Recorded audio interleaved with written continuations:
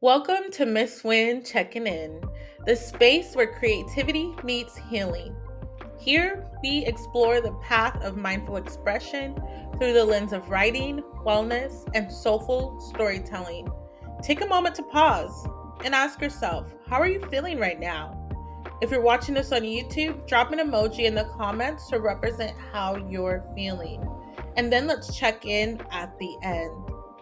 Let's take a deep breath, tune in, and prepare to create from within. Hey, welcome back. It's Miss Winn checking in, and today we have another meaningful episode. We are talking about writing about mental health challenges, and I have no one other than the editor from the Love for Words, Miss CaTyra Polland, who, if you've been following Miss Winn or even Winn Publications' journey, you know that she is a key partner in everything that I do at Winn Publications. I won't spoil her introduction. I'll let her go ahead and introduce herself. Thank you, Miss CaTyra, for being here. And thank you for having me. I appreciate the invitation and glad to be able to chat with you. So again, my name is CaTyra Polland. I am a Rochester, New York native. I'm an author. I'm an editor, the CEO and founder of Love for Words, which is an editing company. So I primarily work with authors on memoirs, poetry, autobiography, nonfiction work. I also work with organizations who might need proofreading for reports, annual reports, presentations, pamphlets, brochures, etc. So words is the world where I live. That's where my passion is. I recently curated the 2025 inaugural editors calendar, which features editors across the globe, just to bring light to all the editors do behind the scenes and celebrate us. So I'm excited about that calendar. I founded National Black Authors Day, which is May 4th. This is year three. I believe this is year three. Again, I'm a published author. I've written a book of poetry and um, I am, I flourish in the world of words and creativity. Also consider myself a creative. So that's what I do. That's what I love to do. And I started my business in 2017. And I wanted to be a part of, delivering high quality editing services to authors, primarily Black authors and writers, who often struggle to find editors who understand the culture, who have maybe experienced whitewashing when it comes to the editing process or having their work rewritten, not appreciated, not valued. So, as a Black editor, that is a priority to be able to tell our stories authentically and without feeling that we have to tone it down or change it to standard English and not use who we are in what we're writing in our stories. So that is very important to me. So I am honored to be able to do that work and publish great work by other Black authors and writers. Yeah. Wow. Yeah, I hope you caught that.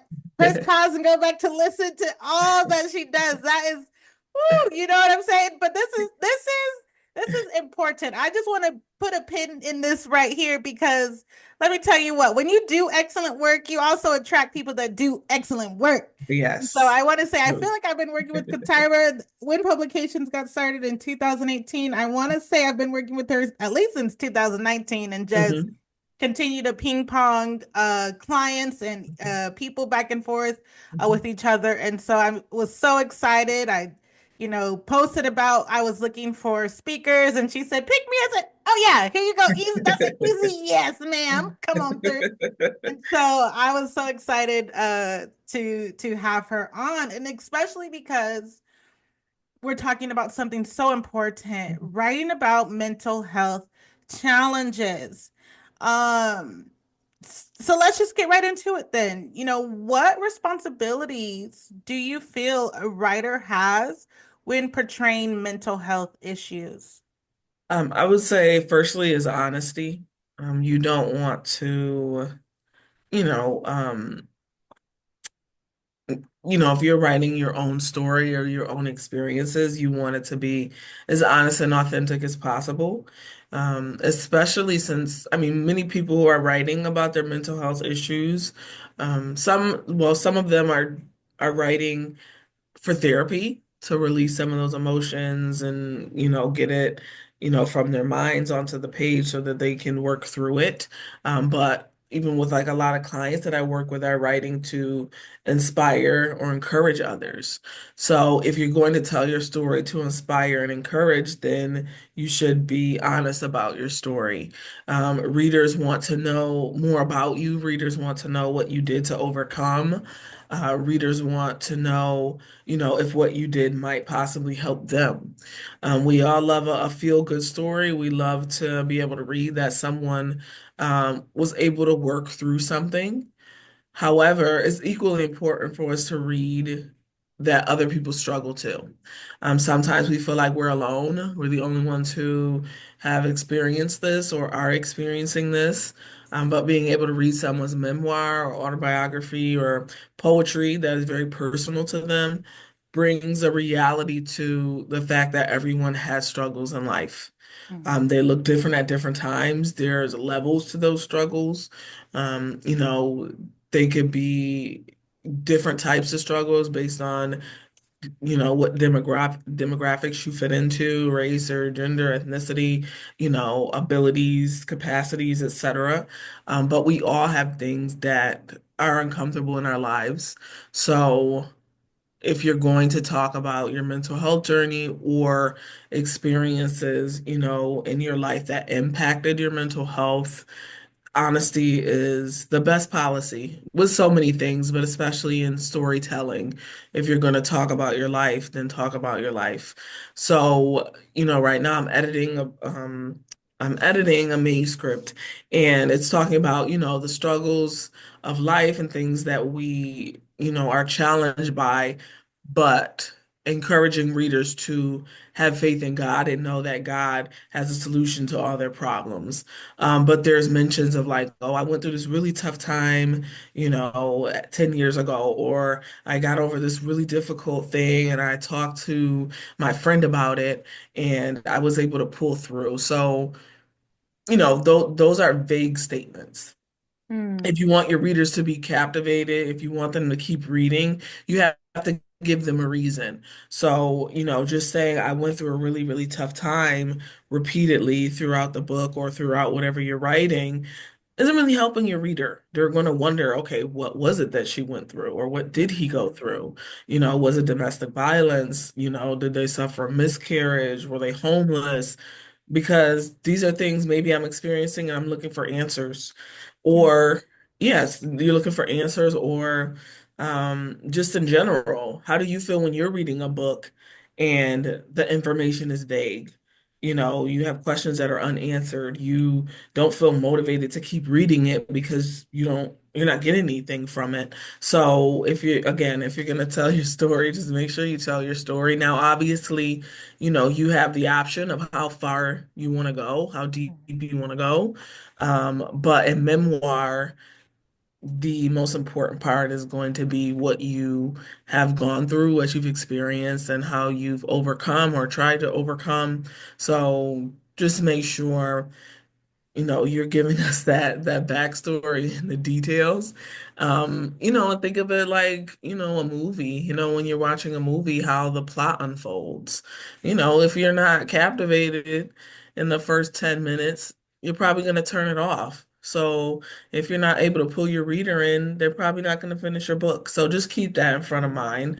If for some reason you don't feel comfortable, going into detail about that mental health experience or trauma or your life, you don't have to share it. So there are plenty of people who write things that are personal and they keep it to themselves. And there's nothing wrong with that. So not all writing is meant to be published. So don't feel obligated that you have to publish your book with the world, especially if you're not, at a stage you're comfortable doing that. So, with that being said, if you're writing just for yourself, then you can be as detailed as you want without the concern of sharing too much information.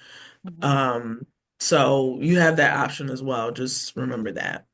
Yeah. Yeah, and that's good. I like how you answered that, but you also gave some advice, and that advice was just, to be honest. And then like you said, you don't have to publish it. Everything that is created does not have to be shared. Hmm. And like you said earlier, sometimes the writing is just to get it out.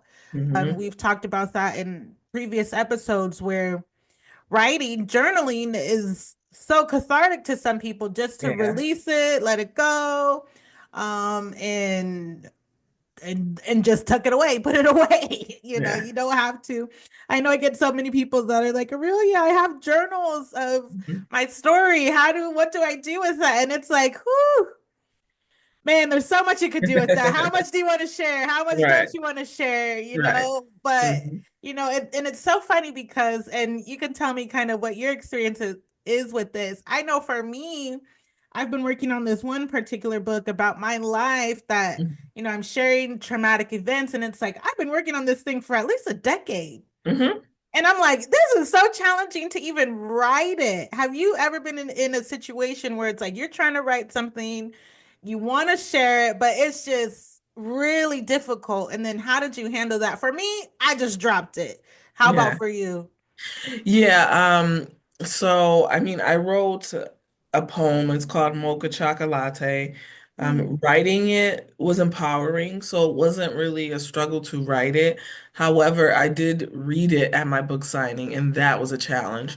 So mm, Mocha Chocolate is a poem about colorism. So I'm talking about the stigma associated with, dark-skinned women and girls, the discrimination that happens across the globe, that it's alienating, that, you carry that with you from childhood into adulthood, that you witness it, you may experience it yourself, but you also witness it, and the impact that it can have on your self-esteem and how you feel about yourself and the way that you look. So again, writing it was empowering. I wanted to uplift myself and also other, dark-skinned women and girls. But reading it was difficult because it brought memories, to the surface of being teased and the cruel things that were said, and, some of the struggles that I had regarding that. But also a reminder that unfortunately it is still an issue across the globe. I mean, more people are talking about it. It's becoming a more prevalent of a discussion, but it is still an ism that plagues our world, that people are still dealing with. So that was really hard for me to be able to read that. I actually did cry when I read it, mm, but I felt like it was something I needed to do, that people needed to hear it, and that it was a form of therapy for me to be able to write it, but also to recite it, in front of the people who supported me, my friends and colleagues and family who were there, at my book signing. So that was challenging, to be able to, read that poem and, be emotional, but realizing that, emotions are part of human nature, mhm, and it's okay, to feel overwhelmed or have feelings of sadness or anger or frustration. Those are all normal feelings and emotions. So I moved through it, and I'm glad that I did. And, I've read it in a few other spaces, I think at a maybe like a poetry reading, things like that. So since then, I've read it a few times and been able to, encourage others and uplift myself and others by bringing it to light. Very good. Wow.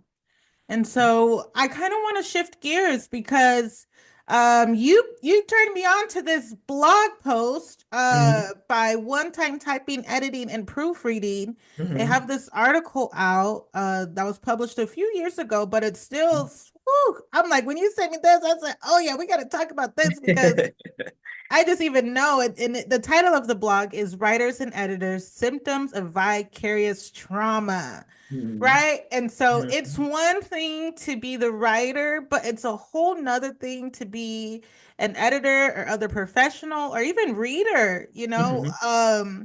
So my question is just what strategies do you use then to manage just the emotional impact of editing stories that have traumatic or mental health related content.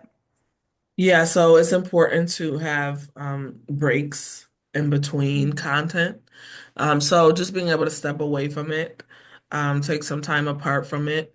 Um, Also, sit with it personally, especially if it's something that resonates with me, either that I've overcome or I'm currently going through. So recognizing, this content is about another person, but it's eliciting these emotions in me, which is fine. It might be a trigger for me, it might upset me or make me sad or frustrated, and just acknowledging that, um, but not letting it consume me. So if it's to the point where I'm crying or I'm visibly shaken up or, really upset or whatever, it's okay for me to step away from it. I've edited a lot of material that's quite traumatic, sex trafficking, sexual abuse, domestic violence, um, abortion, miscarriages, all the, tragedies you can think of. A lot of them I have, edited in the work, of the authors that I've collaborated with. So it's not uncommon to encounter it. Um, for those of you who, may experience vicarious trauma, one thing that I do as a part of my process is what's called a sample edit. So the client will attach a sample of their writing to their consultation form, and I can do an edit of, that sample. So if I get a sample that is, makes me highly emotional, I might want to consider if I want to move forward with the project. If you just sent me 3 pages and I could barely, get through it without, shedding a tear or being pissed off, then maybe I shouldn't move forward with your full 300-page book. Yeah. If I can't get through these, 3 pages. Mhm. So it's okay to turn down projects, that trigger you, that increase your vicarious trauma if you feel that is going to be extreme for you. That's fine to say. Sometimes you can avoid it up front. You might not realize the book is a trigger for you until you've started editing. But you can still go to the author and say, unfortunately, or I've realized that this is very triggering for me. I made it through 100 pages. I'm not able to move forward. I'm happy to refund you, X percentage since I didn't edit it fully. This is not a reflection of the quality of your book. This is a, personal decision. I feel it's best that I not continue with this project.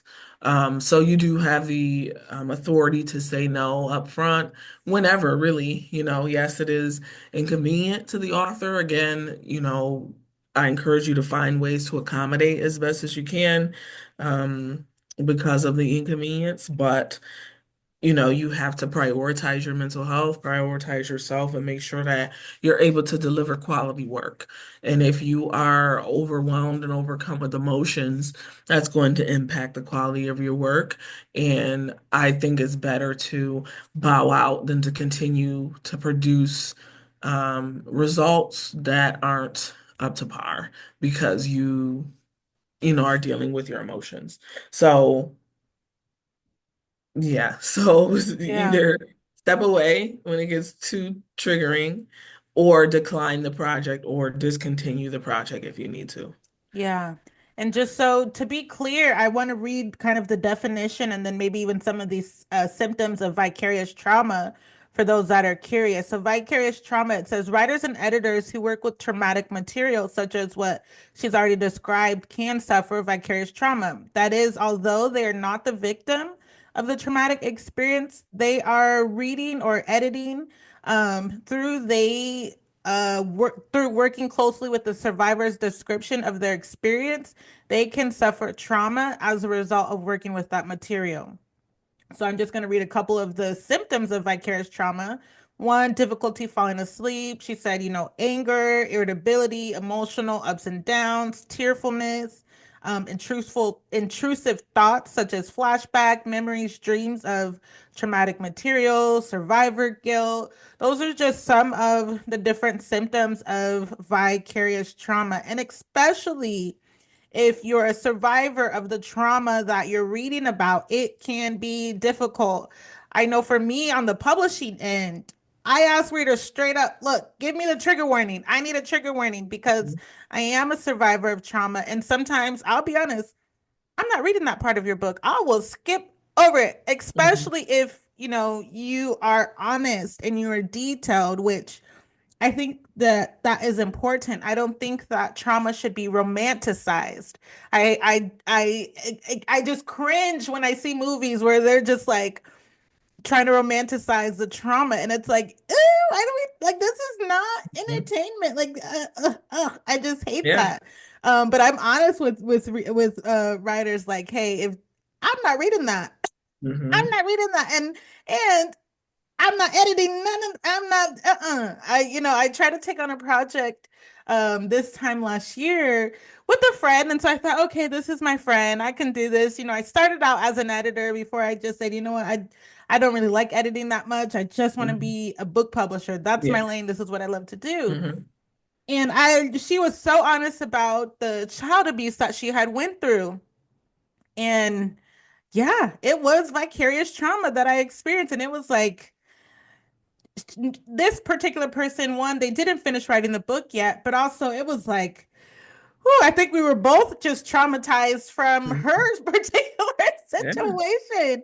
And it was Hmm. like, okay, we gotta pause. I definitely had to pause and just be honest, like, hey, Hmm. I can't do this with you just Hmm. because of how it's impacting me. Hmm. And you can be healed. A lot of people are like, "Oh, but I thought you were healed." Yeah, you can be healed, but there are some things. Being healed doesn't mean like you are never impacted by it again. Right. It just means that the floor that you might have had initially is a little bit higher. It doesn't mean that you will never go low Hmm. again. You can Hmm. still go low. You can still have an emotional reaction. But being healed is that emotional reaction is not the same. And so it was like, man, I'm having this emotional reaction to someone else's trauma because of the way they described it, which is honest. She was very honest. And it's like, whew, I can't even continue on with the book. I can't even skip around to find something else to read because I'm so Hmm. disturbed by this. And so just the next question then is how do you ensure um your mental health and well-being when working on sensitive material? I know you said you take breaks, Hmm. but just like what else are some things that you do? Um,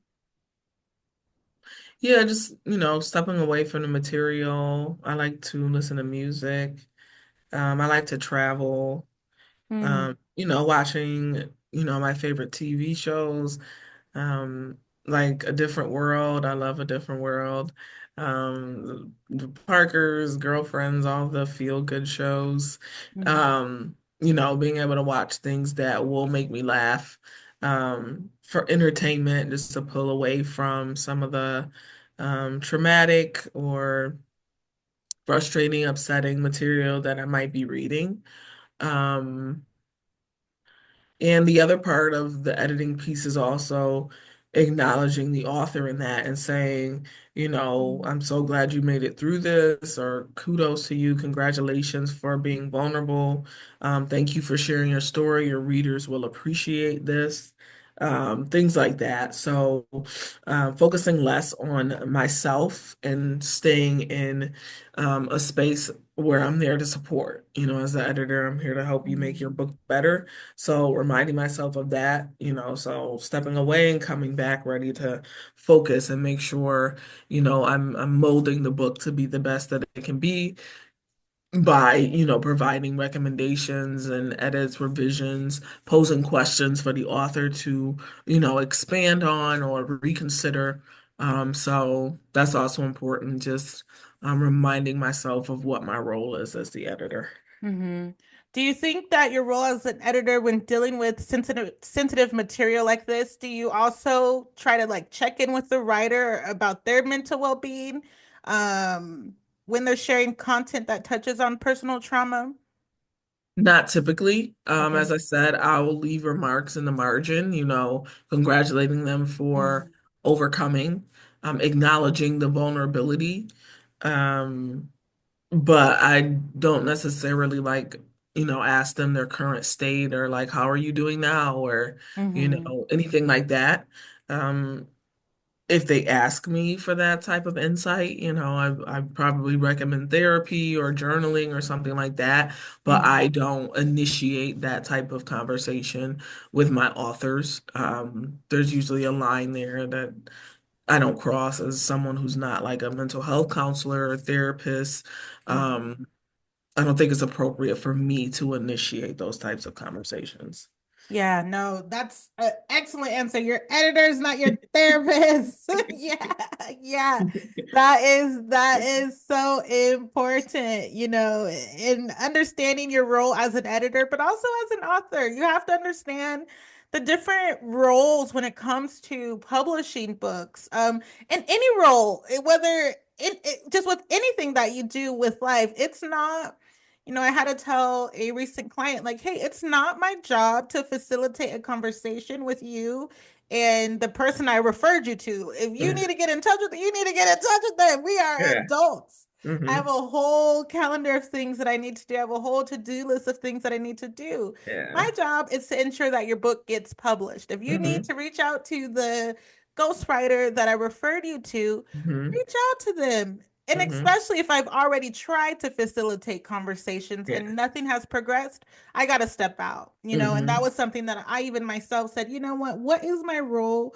And I'm okay with limiting myself to that role, Yeah. and not stepping over those boundaries. And so that's major. And if you're a professional out there that's listening, know your part, play your part, stay in your lane, have some resources if you want to give to people that maybe they're experiencing some mental health challenges. I know for me, I have a background in trauma informed care, so I'm aware, but I also know that that's not my role in Hmm. my career. And so Hmm. um so then would you say that you have encountered vicarious trauma yourself when editing?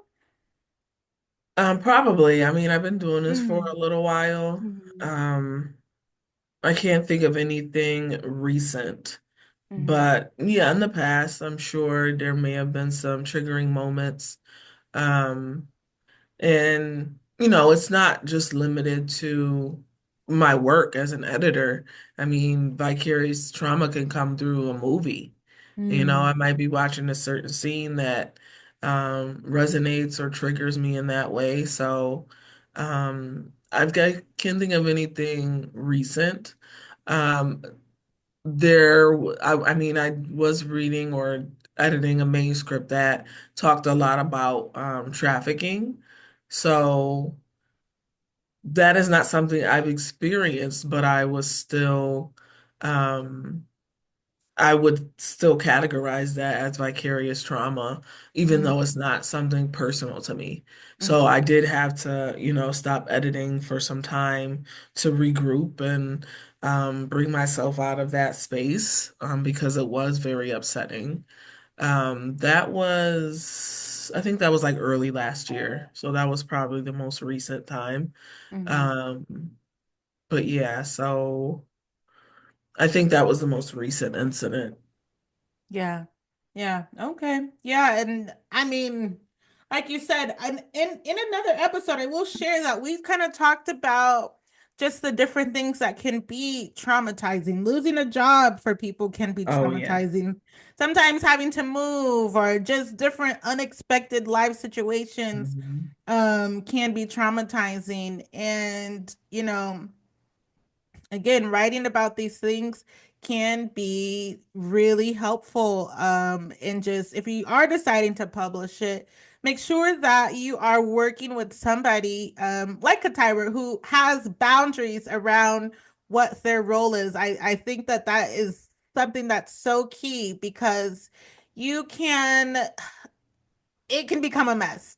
It can Hmm. become a Yeah. mess when that line gets blurred and Hmm. now you and your editor are trauma bonding, Hmm. or you know what I mean? It's Yeah. like we have similar, all of us have been through things, and so definitely you're not alone. And especially when talking about just the black girl experience, especially as a dark-skinned black girl. I want to kind of go back to that. There's so many things.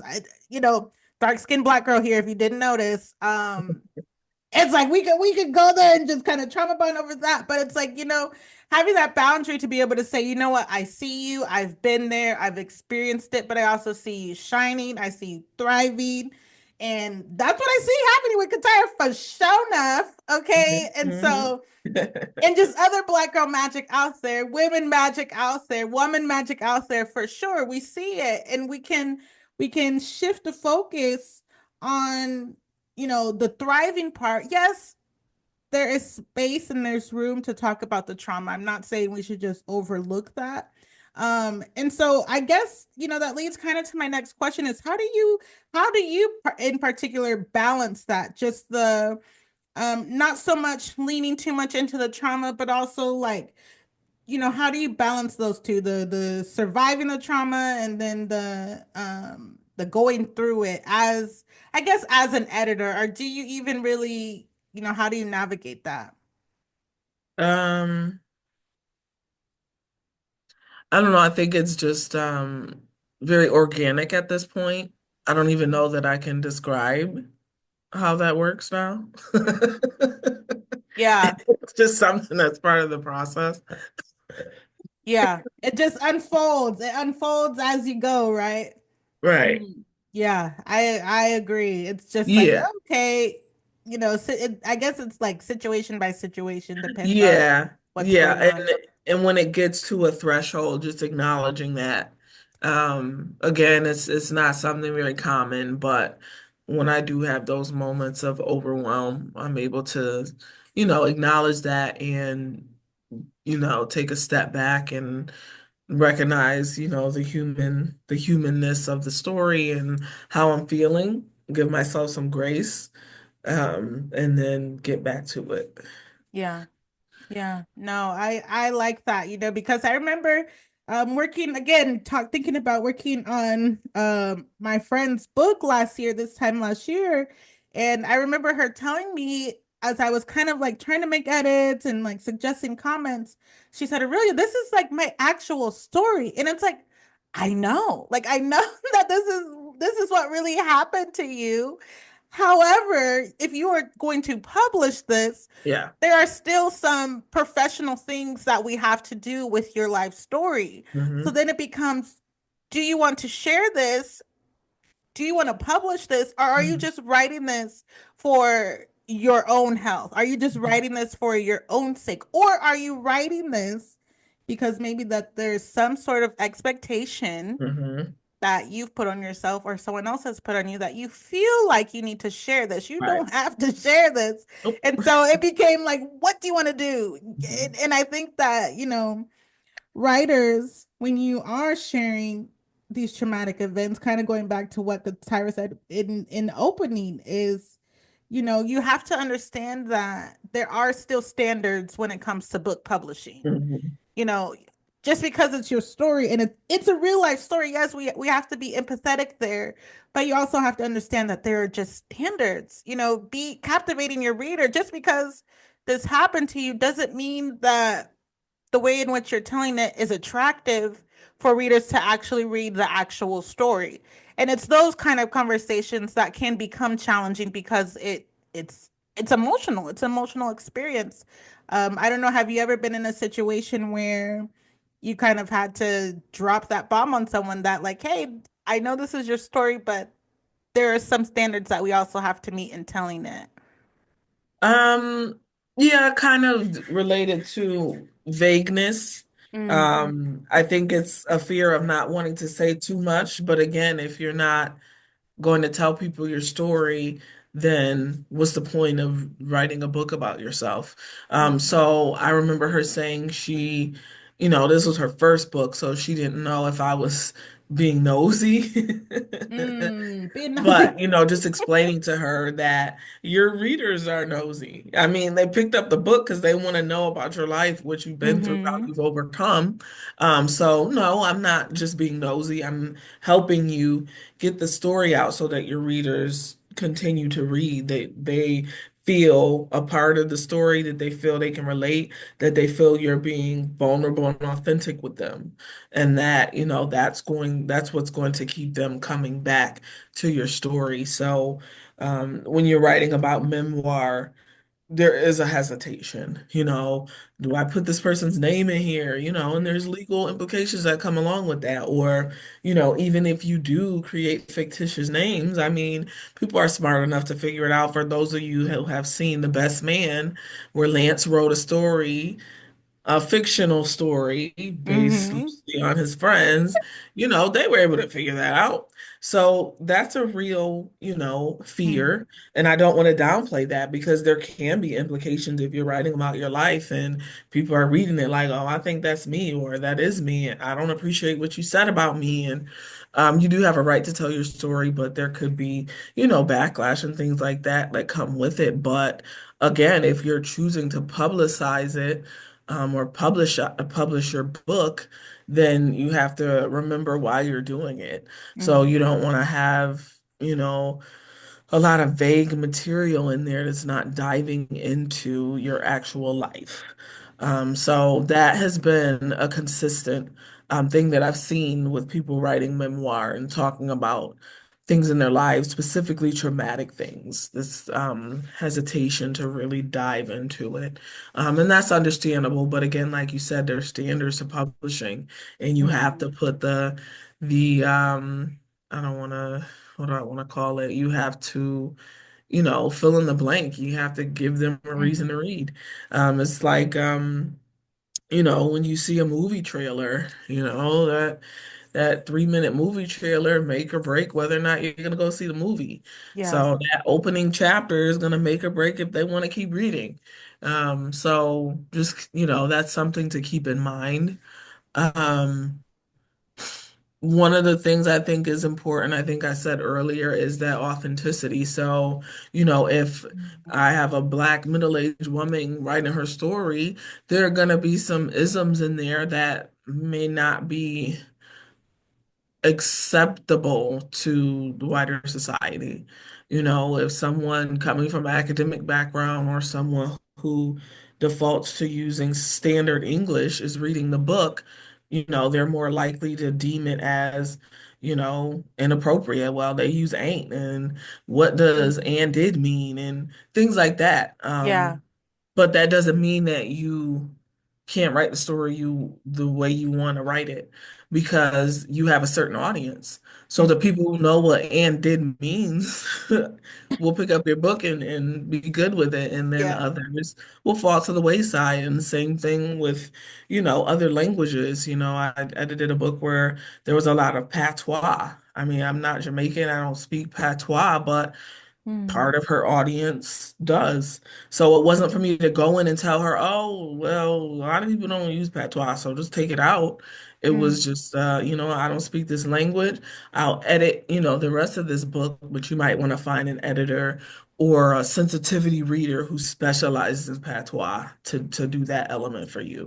Mm-hmm. So, I have to be cognizant of spaces that I'm blind to. I do sensitivity Mm-hmm. reads for Black Americans, but I don't do sensitivity reads for Italians, or those in the hard of hearing and hard hearing community, or those who are part of the LGBTQI. And I don't sensitivity read. I don't know that story. I don't have that inside knowledge. I don't have that lived experience. Mm-hmm. So I think it's important to pay attention to that too. And make sure that, whatever editor or other professionals you're working with respect the voice that you have, and they don't go in and try to change it according to what's palatable, or change it according to what they like. Mm-hmm. Because it's your book at the end of the day. So if you do encounter that, you have all the authority to push back. Yeah. Actually, I had a client call today where the author was just saying, I keep running into these editors who are arguing with me about what this line means and what this means in our culture, and they're not even a part of the Black community.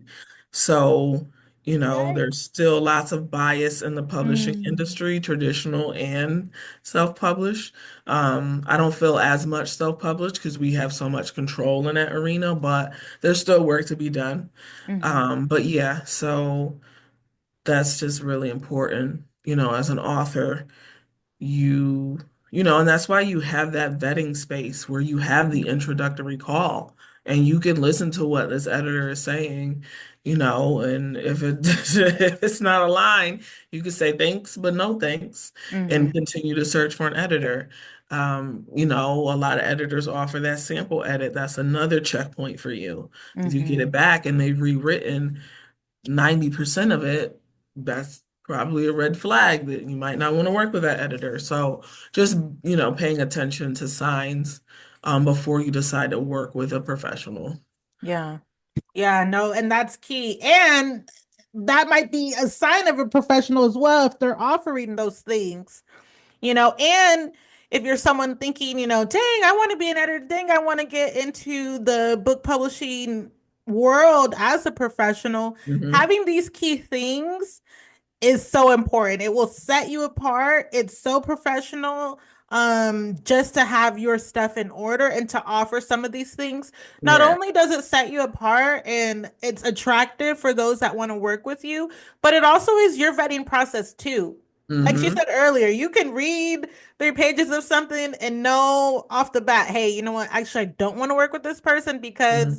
maybe they didn't even self edit. They just gave you the crap out of their not I mean they just gave you what came from excuse me, they just gave you whatever came from their journal, that kind of thing, with no editing, no type of understanding of how to put words together, how to tell story.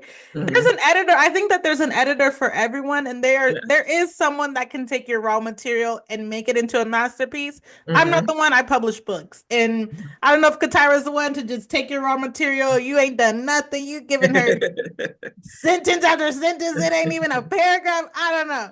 But just as a professional, you can also see the material that you're working with. You don't have to say yes to everybody. Right. And I also think that that is, a key indicator of just a person's own knowledge and just kind of where they stand, maybe even a look into their own mental or their own mindset, just different things. Having these, well, let me test the water, let me, kind of those things are so helpful Hmm.